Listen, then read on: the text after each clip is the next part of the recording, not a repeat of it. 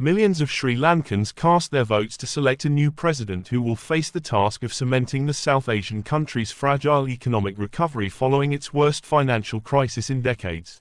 More than 17 million of Sri Lanka's 22 million people are eligible to vote at the presidential election that has shaped up to be a close contest between incumbent President Ranil Wickremesinghe, main opposition leader Sajith Premadasa and Marxist-leaning challenger Anura Kumara Dissanayaka.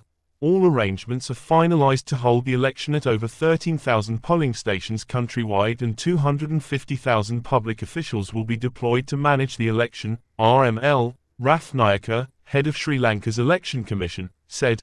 This is the first election since Sri Lanka's economy buckled in 2022 under a severe foreign exchange shortage, leaving the Indian Ocean island nation unable to pay for imports of essentials including fuel, medicine and cooking gas.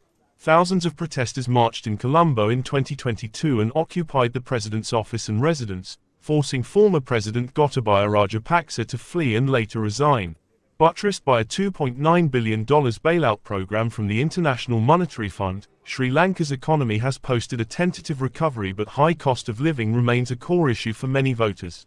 Although inflation cooled to 0.5% last month and GDP is forecast to grow in 2024 for the first time in 3 years, millions still remain mired in poverty and debt, with many pinning hopes of a better future on their next leader. Sri Lanka's ranked voting system allows voters to cast 3 preferential votes for their chosen candidates, with any candidate securing 50% of the votes or more declared winner. If no candidate wins 50% in the first round, there is a second round of counting between the 2 frontrunners, with the preferential votes of other candidates redistributed, an outcome analysts say is likely given the close nature of the election.